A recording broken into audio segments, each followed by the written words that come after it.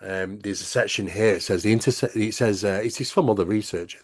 The intersection of NHI encounters and mystical symbols or sigils forms a unique cultural tapestry where UFOs are not just unexplained flying objects, but are perceived as sacred or occult symbols or sigils invoking communication with otherworldly realms. Mhm. The term sigil generally refers to symbols considered to have magical powers. Yes, we know that. In the context of UFOs, though, enthusiasts and researchers have begun to explore how these aerial phenomena might represent or communicate unknown energies and potential messages. This idea of presenting in various works linking the areas of UFOs to ritualistic and spiritual events. And such practices are becoming more widely used. There, you have it, you know? And I think some of the younger generation are getting into it, be honest with you. I think they're Sure. steered. I think they're even manipulated in a certain sense to have an interest in it. And I don't think it's good. Jacques Vallée stated, because he had a new book out recently, I think it's his seventh journal or something like that. But he has stated UFOs are essentially a response from the unknown, with Hmm. symbols and sigils that inhabit our consciousness as both a challenge and an enigma. But he's recognizing it. Yep. That is interesting. Some practitioners see UFOs as modern day archetypes or sigils emerging from collective consciousness. Mhm. These sightings challenge logical perceptions, serving as a conduit for expanded introspective and spiritual transformation. Even if you look at synchronicity, just as Carl Jung did, he explored the concepts of synchronicity. UFOs can serve as synchronistic beacons that defy logical explanation and require interpreting the symbols enfolded within their experiences, as Jung described. It is a intersecting moment of meaning between inner and outer experience. That's how he put it, defining the two as two different realities. Then he Mhm. mentioned about magical thinking. Aligning UFOs with sigils introduces the idea that witnessing an unexplained aerial phenomena might be unintentional invocation. A magical call to comprehend the realm that humans do not yet understand. Mhm. Interesting. And you put that into the idea of the concept of why am I seeing so many UFOs, sort of thing, you know? Even Tucker Carlson. Now, Tucker Carlson, I like Tucker Carlson. He's quirky, makes me laugh. I think he's got ADHD, to be honest with you. Because he Oh yeah. Oh just yeah. No doubt. explodes. But he's a quirky guy. I like his path of research because he got into this all excited. Oh, I'm really interested in UFOs. I want to know the answers. And as he got as he got into it, he started slowing down. He started realizing, oh, I don't know if I like this where it's going. This, but Mhm. I'm gonna have to go anyway. And it took him to a place where he now says, I don't need to do any more on UFOs. Yeah. Yeah. Yeah. You I know, think I might. I'm done. I don't need any more. I know what it is. But he won't say what it is. He gets better what people give it. Well, tell us then what it is. And he'll Mhm. kind of stick because he's being tactful. Mhm. But what is interesting that path he took was quite significant. The research, the length of time he was involved in that. And after Mhm. conducting years of heavy research into the UFO phenomenon, as well as the occult connections which led him that direction, he claims he had been physically attacked. He claims Yes. he's waking up, not being able to breathe, his throat is restricted, he's panicking. Eventually, he does manage to, he does ease off a few minutes later, tries to go back to sleep, but then suddenly he feels pain, severe Yeah. pain, both sides of him. He's got marks, scratch marks, deep scratch marks. There's blood. His wife's looking at the blood on the bed. What else can that be? He's describing this and he's saying, "What the hell is that? What is that? Why did this happen to him?" And he's thinking, "Ah, okay, there's something that's happened here that is not very nice. Hmm. But maybe it's because of my involvement. I've decided to take my foot off the pedal now, you Yeah. know. Maybe it's something to do with that. But he's openly said this, and his wife has openly said that about the having the experience. I wake up at 2:30 in the morning. I check and I couldn't breathe at all. My throat was closed. It wasn't like I was had apnea or was strong as I couldn't breathe. So I get up, I stand in the doorway of our bedroom, and I'm like, wow, I'm dying. I can feel myself starting to gray out. And then I started walking in the backyard, and then it slowly came back. Like my throat kind of opened up a little bit. I was like really weirded out. I walk back in, and my wife wakes up. She goes, what is going on? I said, I don't know. I can't breathe. I feel better now. And all of a sudden, I had this horrible pain underneath my arms, like on the side of my chest, like bad. I thought I'd been like ripped with a knife or something. It just was very intense. So I go into the bathroom, I flip on the light, and I have claw marks on both sides, on right and left side on my ribs, and they're bleeding.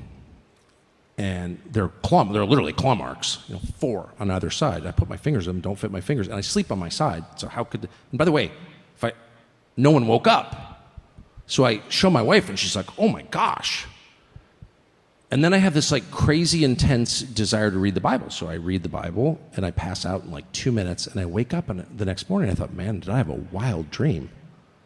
And then I see blood in my sheets, and I go in the bathroom, and I have these bloody marks. So yeah, I can understand why he wants to sing that from the rooftops. I mean, remember talking to you when I did an investigation in Leicester? There was a guy that was living at a house with this woman, and his wife, him and his partner, and his friend did something very stupid one night walking through a graveyard. And I'm Hmm. not going to say it out, but you can probably imagine it. But whatever it was brought back home, and some messed about with a Ouija board and some invocation using some ashes or this, that, and the other. But, well, yeah, maybe it's not a good idea to do that because whatever descended upon that house and him was cruel, angry, vicious. Hmm. And he was attacking him. And with the photographs of bruises appearing on him from being throttled at night, Hmm.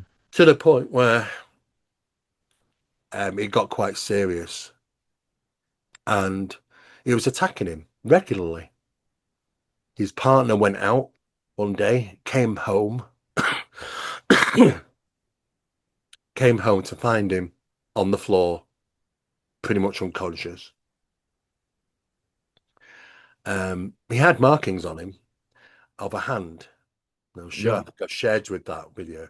It's a hand with looks to be talons, Hmm. claws, but it's the position of the hand. It's from inside out. It's from inside. So what you're seeing on the image is the top Hmm. of the hand. Yeah. With the yeah. So he Not would have. if you got slapped, you get slapped with the Yeah. bottom of the hand. Yeah. What you're seeing is the top of the hand. Now,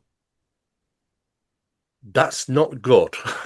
And of course, he got rushed to hospital, nearly lost his life, had a heart attack, and his organs were shutting down. He never Hmm. recovered properly. Never recovered properly from that. So some people might say, yeah, these things can take a pound of flesh.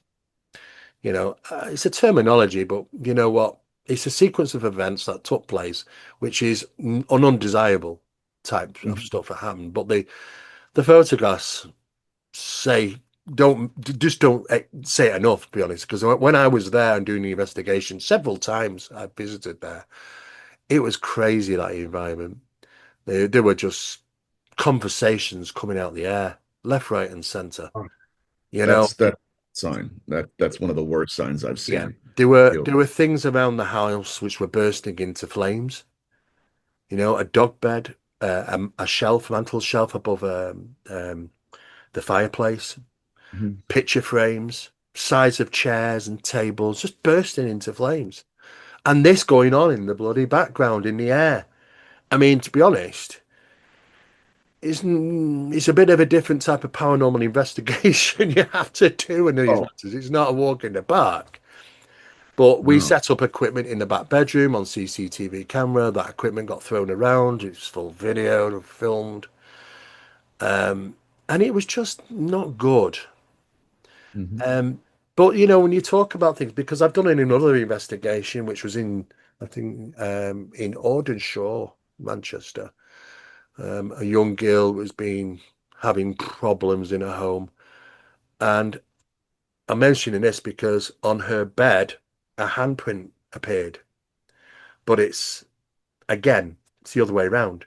It's the top of the hand is on the bed, so and it's not like that pressed down. Yeah, It is literally come up from her bed. that's a key point, Steve. Not to interrupt you, brother. Yeah, no, All right. tell me. Those watching this and want to suggest that these people are sleeping on their hands. No, No, they're not sleep. No, no. Number one. Number two, if that was if that was the case, I should say, then we wouldn't see the same handprint there for hours and hours. it lasted for weeks. Yes. This was a dermatological mark. This is not an impression mark. There we go. And people need to know that. So go Yeah, ahead. no, no, you're absolutely right, buddy. I mean, of course, we look into these things and we think, yeah, you know what, people can go to sleep. They might have had a too many beers, fall asleep with the hand underneath them. You might get a pressure mark there, but it'll soon disappear within hours. At least most it'll be in hours. It was well, it lasts for weeks. It didn't deter. It's the same as the bruises and the scratches. Mhm. A normal bruise, I've bruised myself when I've been lifting and moving stuff around or whack my arm or whatever. You end up with a bit of a bruise. A few days or so, and it's seemingly gone. At most a week. But some of these bruises and things are lasting for weeks and weeks. And scratch marks that last for weeks and weeks. It's beyond the normal. They're not healing like wounds. Mhm. It's as if like the skin has been manipulated as opposed to a wound in a sense. And There you've it is. talked about this before, haven't you? Now the skin is acting differently. Yeah, yeah, there's something again paranormal about it. It's not just I bumped into the washing machine, or washing my clothes, or again, these are responding differently Yeah. because the cause and origin is different than just somebody again marking themselves. This the subdermal aspect of this is one of the more troubling, I guess, connections because you can't explain it. No. It makes no sense. And I've had cases where it starts out, for instance, I had one case where it was a mother and a daughter who were involved in a violent, malevolent haunting. And they, too, I have photographs of this where they felt a burning sensation. And then from underneath the skin to the surface were scratch marks to where Mm. they're touching them. They can't feel any. It's underneath. And so that's an aspect that people need to understand about this phenomenon is we're thinking, okay, it's limited to transcending technological advance. No, it's literally manipulating the physiology of the body at times. And we see it as something, okay, it's kind of explainable. Not really when you get down to the brass tacks of it. These manifestations are also supernatural. Mm. And that needs to be said. So I forgive you for No, interrupting. no. I mean, you start to get into the aspects of biologics Yeah. and how it's affected through supernatural means. Yeah, there's probably some special terminology out there for that. But it starts to get really, really interesting because I realize. I mean, I've been on investigations, yes, and I've been going about my business, and I'm not in contact with anything. I've just got walking in the middle of a room or something. Suddenly, I feel a pain, and I Mm, look, and I've got a scratch, and it's welting, it's raised from the mm, skin. It's as if someone just got a nail. I mean, not a nail of your finger, but an actual nail or screw or something, and just gone like that on you. That's how it hurts. It's painful, and you can see blood drawing to the surface, but it welts and it's raised from the skin. I thought, yeah, but I haven't come in collision or anything. I'm not physically right. anything. Right. It just happens.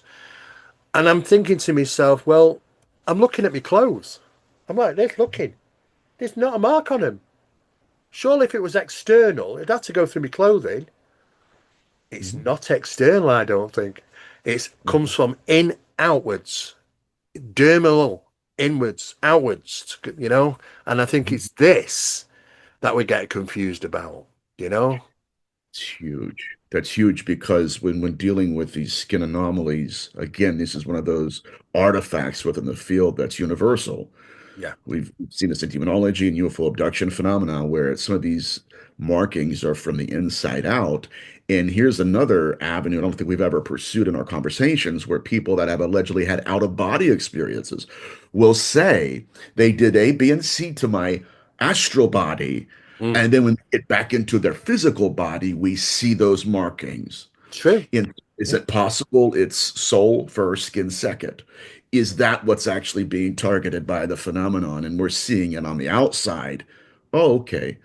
I don't know if that's the case, but of course it's an idea to entertain. Yeah, I think there's a possibility of some form of separation here. When you talk about healing processes, are they healing the physical body or are they healing the mind to think that the body will be repaired? Because it always seems the predecessor is the non-physical, it's the mind over the body. It's like Mhm. stigmata, it's if you believe in it strongly enough, it will can appear on your body. We reference it as SISPM, self-induced spontaneous physical marking. We know it Mhm. acts, it's real, it happens if you believe it enough. There are people under hypnosis who put money, 10 pence piece under their arms and stuff. It's told me it's hot and it blisters. It convinces them that to blister and it's not even hot, you know. So we know physical wounds can appear through belief, but at the same Mhm. time, it also can do the opposite. That something else can infiltrate and cause that to happen Right. to your body in a physical sense, but not from external, but from internal. Right. Then what does that make faith? Which we've touched on that in times past. Do you believe this? Do you believe you will be healed of this disease? I do believe you. Okay, then you will be. Yeah, exactly. There's a connection there. I'm not sure what it is Yeah. yet, Steve, Well, but do you know that's what? There were tests done on people who believed they were lucky.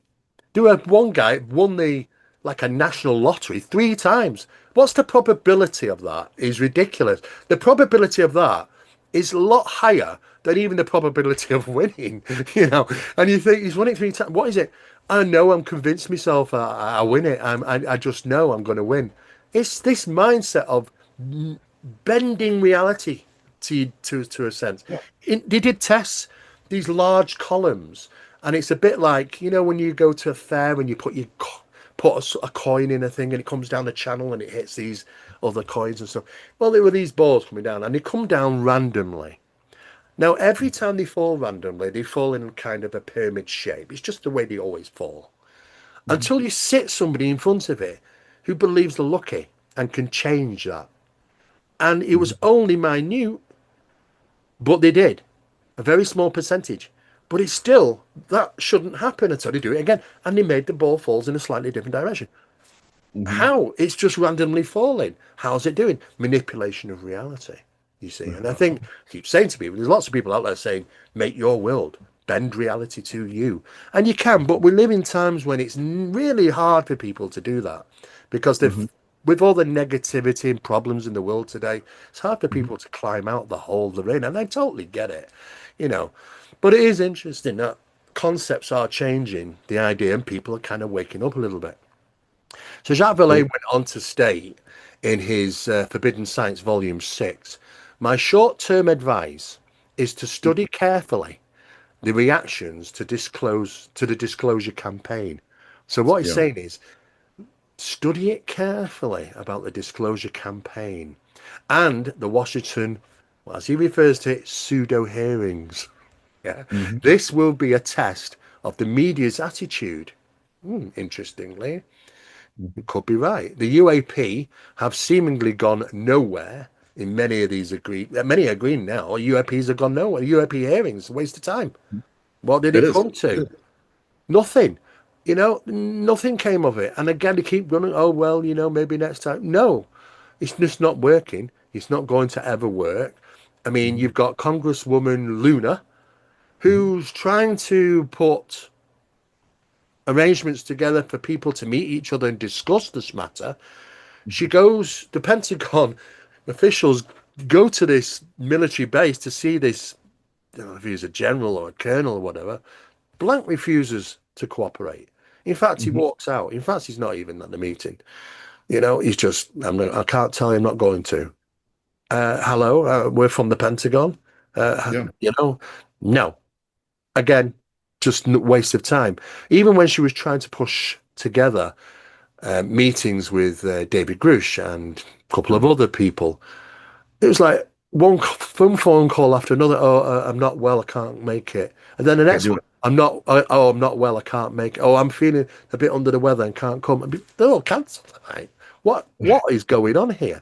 And now, what the talk is at the minute is that Congress was manipulated.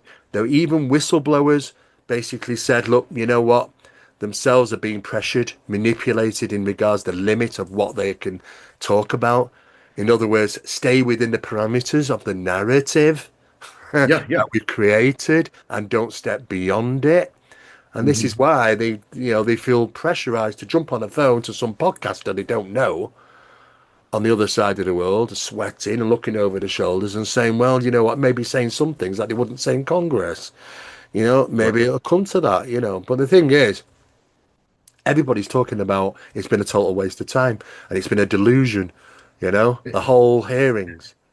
It is, and I am deeply interested in what Diana Pasulka referred to when she said that the real whistleblowers, those who are actively briefing people in Congress, not the ones we're seeing, No. those who are behind the scenes, who have briefed Tucker, who have briefed these individuals secretly, they're still stuck in the demon versus angel Yeah. hypothesis, which is also, again, to beat a dead horse here, has informed the people that are coming forward saying, hey, by the way, it's all theater. Yeah. Behind closed doors, what they really believe about the phenomenon is it's ancient, it's primeval, it's been Mm. here since the dawn of written history, and we're still stuck in some ancient models. It may be more expansive, obviously, but in terms of source, altars, worship, ritual. Mm. That's the model. Yeah. And I'm fascinated by that because, again, they know a lot more than they're letting on. And whatever they know has informed their position. And their position is exactly what Mm. we're saying.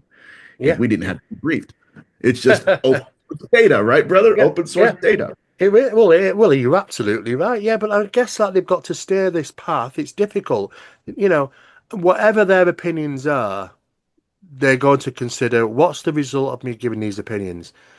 It's Yeah. going to worry people. It might be scare some people. Some people might be shocked or whatever, or just annoyed at the fact that we've been lied to for so many goddamn years.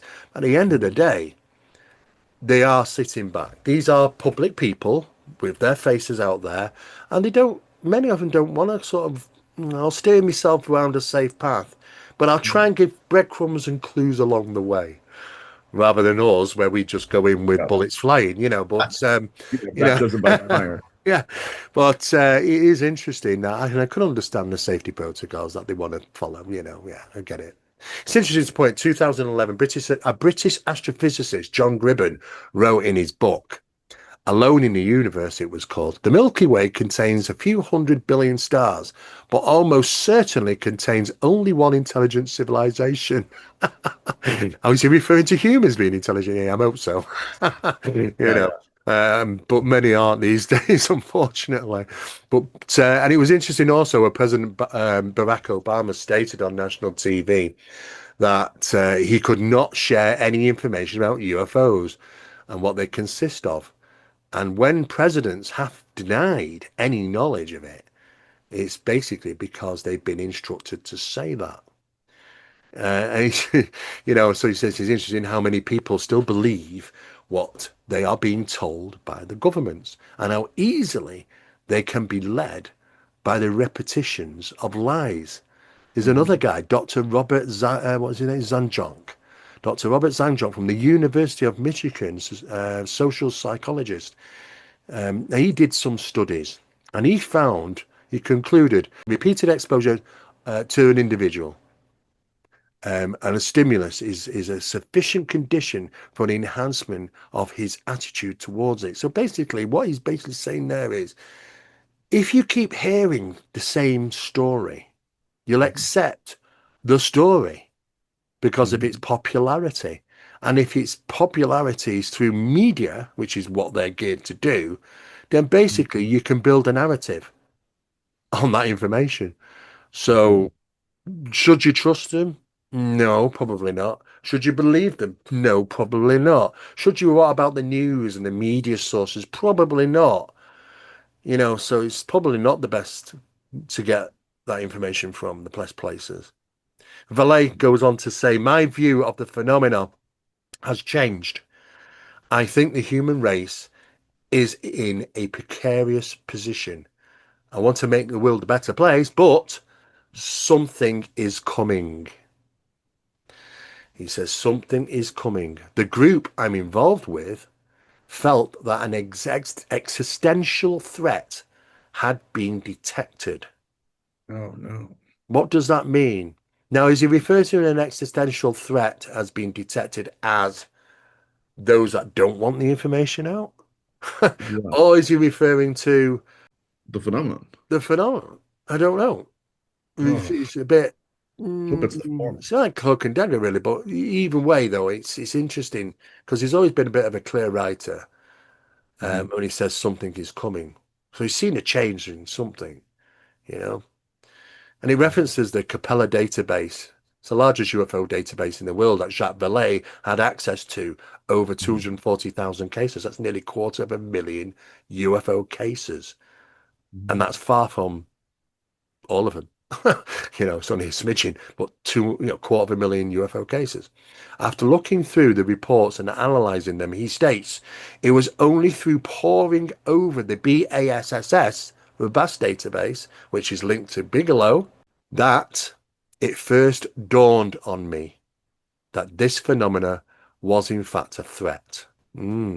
That's interesting because it was all unknowns at the moment. He did say, obviously, not extraterrestrial, of course, but now he's Well, going down that extraterrestrial threat, which is interesting. yeah. And I just wanted to finish off because you mentioned Diana Pasulka, and I think you'll find this interesting. Mhm. So Diana Pasulka's recently been doing some things on Reddit Mhm. with Leslie Keane. And Mhm. she's also been to the Sol Foundation that took place, the conference in Italy, Mhm. a week or so ago. And she's recently stated that angels and demons framework of her research was being blocked by the Vatican. So she's coming out a little bit more. Also, she was banned from looking into unpublished records about the Knights Templars. Mhm. Daniel also states that many people see the phenomenon differently depending on their belief, from angels to aliens, from the Mhm. Mariana apparitions to plasma beings. So therefore, you think about that, NHI can differ their perception to a group of people. They Mhm. vary and mold themselves to their beliefs. Only NHI with multiple faces, one NHI, just one, Yeah. with multiple faces designed to present itself to them independently. So So, it can deal with a group like this. yes. And what's being delivered to them is it gets inside you and it's looking through your nuts and bolts of your consciousness and going, Mhm. oh well, no, you don't really believe that, so I won't be that. I'll be this. And you'll see Oh, me as that. And then the next uh, person, it's going into their consciousness and going, let me look at yours now. Oh, you believe in this, do you? Right, I'll be that. And it's doing it to a group of people simultaneously as it's being witnessed. Wow. yes. And it's adapting its appearance to the neurology, even to the point that it realizes, okay, that's what you believe. Going through the archive. Yeah. What do you believe in the most? That is the appearance I'm going to take on. And then not just that, but in the next appearance to that experiencer, it knows what they believe in. Why? Because it's a predictable manifestation. You believed in it before. I'm not going Yep. to change the program now. Why fix what is not broken? And that everyone is the learning matrix we often refer to. It's the mechanism where I've already known what you believe in. I'm not going to change it up the next time. I'm going to be that. And so this is why I and others, including you, Steve, I believe, we're not looking for form anymore. We're looking for function.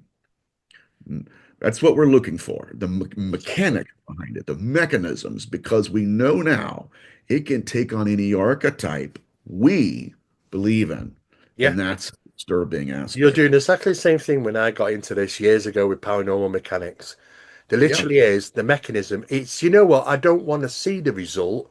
I want to know how it was that, how it was created. Yes. How did it get to that? What's You being know, used?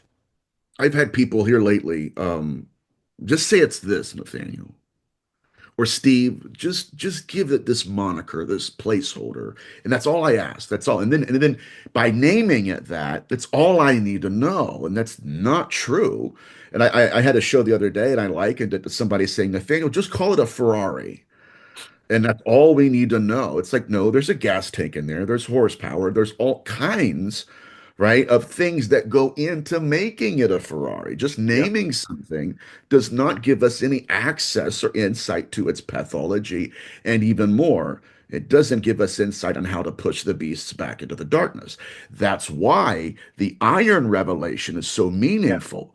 Because if we just treated this research as don't touch, don't research, don't investigate, name it and claim it, we would have never came to that conclusion. Thereby, we would have never, like you, Steve, have been able to give experiencers a weapon against, right, the phenomenon.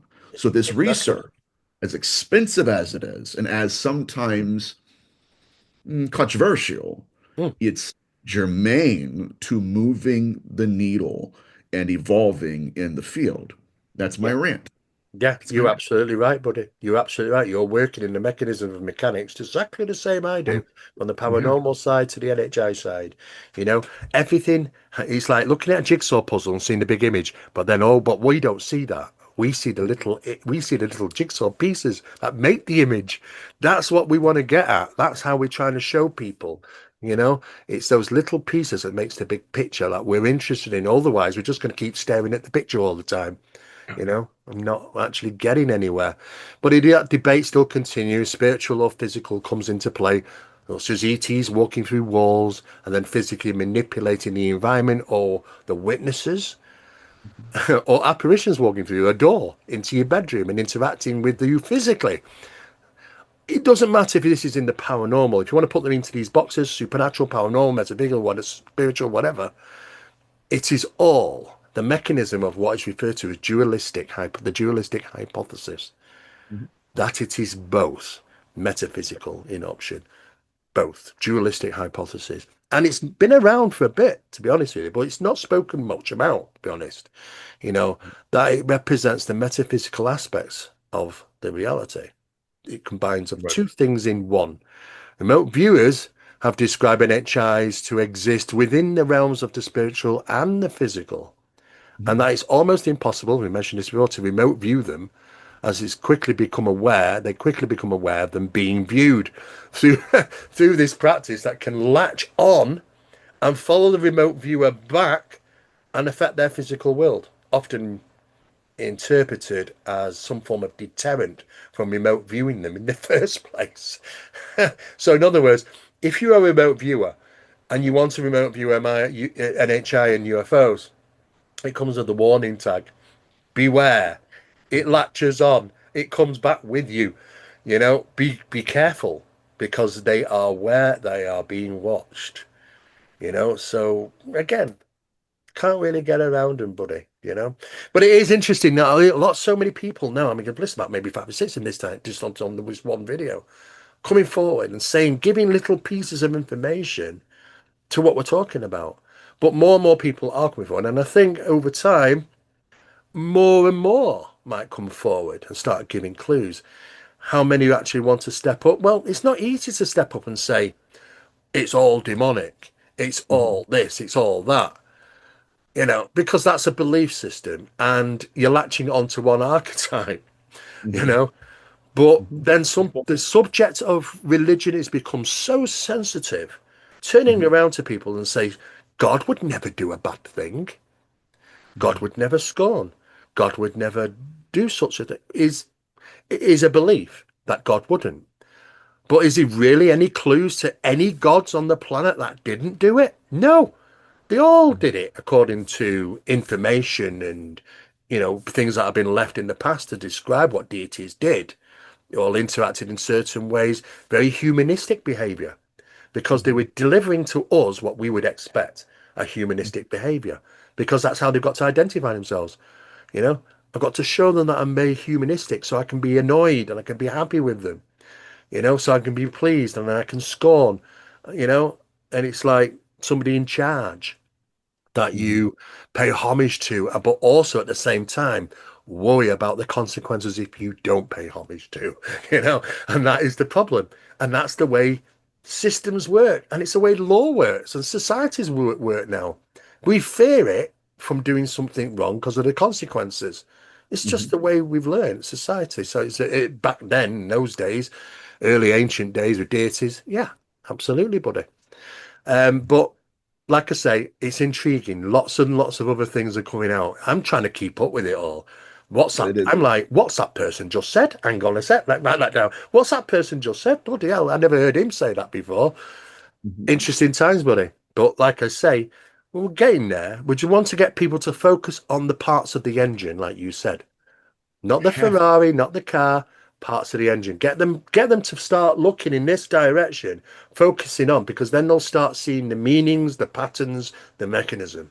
And that's what we want to do, isn't it, at the end of the day? You're right. You're right. And here's the primary reason I'm doing that, and I know you are as well, is because when people say, okay, here's what the data says, and they say, okay, alters, spirit, translucent, manifestation, that's all extraterrestrial. It's like, no, the engine, none of that adds up. And so they just name it without actually looking inside the engine and saying, okay, if that is A, B, and C, the data doesn't support it. No, And so that's why we as researchers are saying, okay, don't come to the conclusion, go to the data mm, and let that inform your conclusion. And I think that's the best way to do research, in my opinion. It's the most it is. honest. That's It all is, we're mate. doing, No more theories. We're tired of theories. We need facts. And to do that, you've got to be looking in a different direction. unfortunately. Well, thanks again, buddy, for coming on. And it's been a good one sharing. And like I say, busy times. And I know you've been busy. You're all over the place at the moment. Yeah, Everybody's, I've had to you know, pace my interviews out, man. So it's yeah. overwhelming, but the research is still going forward, and I'm excited. All right, pal. We'll keep in touch and I will talk to you soon, buddy. Okay. All right, talk to you, bud. Have a good night. All right. Cheers, mate. Ta-da.